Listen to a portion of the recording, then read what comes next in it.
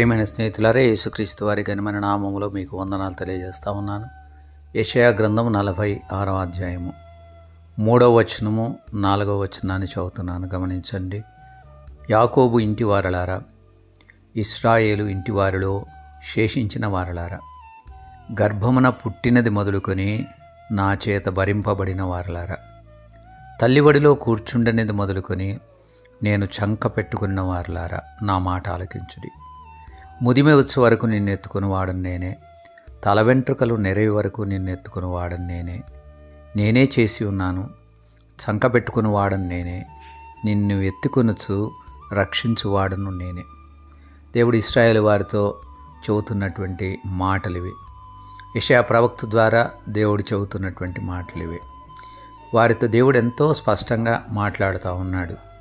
వారు గర్భమున పుట్టినది మొదలుకొని దేవుడే వారిని భరిస్తున్నాడన్న మాట దేవుడు వారికి జ్ఞాపకం చేస్తున్నాడు. తల్లివడిలో కూర్చుండనిది మొదలుకొని దేవుడే వారిని చంకబెట్టుకొని లాలించేవాడుగా ఆయన ఉన్నాడన్న వాస్తవాన్ని వారికి గుర్తు చేస్తూ ఉన్నాడు. అంతేకాదు, వారు ముదిమి వచ్చు వరకు, తల వెంట్రుకలు నెరియు వరకు నేనే ఎత్తుకుంటాను, నేనే చేసి ఉన్నాను కాబట్టి నేనే చంకబెట్టుకుంటాను, నేనే ఎత్తుకునేవాడనిగా ఉంటాను, రక్షించేవాడనిగా నేనే ఉంటాను. ఇదిగో ఎంత గొప్ప వాగ్దానం అండి! దేవుని పిల్లలకు దేవుడిస్తున్నటువంటి గొప్ప వాగ్దానం ఇది. చాలాసార్లు మనం భయపడుతుంటాం, మనం వేదన పడుతుంటాం, నిరీక్షణ లేని పరిస్థితిలో మనం ఉంటాం. ఇక మన జీవితానికి ఇంతే అన్నటువంటి బాధలో కొన్ని పర్యాలు మనం ఉంటాం. నిరీక్షణకు ఆస్పదం లేని పరిస్థితుల్లో కూడా చాలా పర్యాలు మనం ఉంటాం. కానీ మన దేవుడు మనతో చెబుతున్నటువంటి మాట, అబ్రహాముతో చేసిన నిబంధనను బట్టి ఇశ్రాయేలు వారిని దేవుడు ఎలాగా చంకబెట్టుకొని కాపాడేవాడుగా, ఎత్తుకునేవాడుగా, సంరక్షించేవాడుగా ఉన్నాడు. వారి యొక్క తల వెంట్రుకల నెరవి వరకు దేవుడు వారిని ఎత్తుకునేవాడుగా ఉన్నాడన్న వాస్తవాన్ని దేవుడు వారికి గుర్తు చేస్తున్నాడు. He takes care of us until the last breath of our life.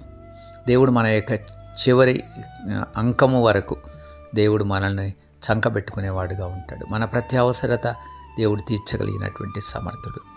దేవుడు మనల్ని కాపాడేవాడుగా ఉంటాడు, రక్షించేవాడుగా ఉంటాడు, విమోచించేవాడుగా ఉంటాడు.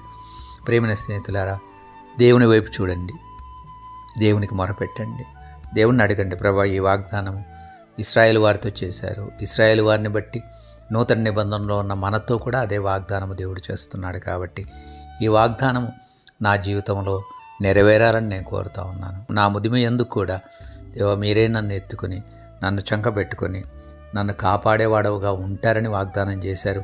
అలాగ చేయండి ప్రభా అని మనం అడగడం ద్వారా ఈ వాగ్దానం యొక్క, ఈ నిబంధన యొక్క అంశంలోనికి మనం కూడా వచ్చేటువంటి వాళ్ళంగా ఉంటాం. కాబట్టి ధైర్యంగా ఉండండి.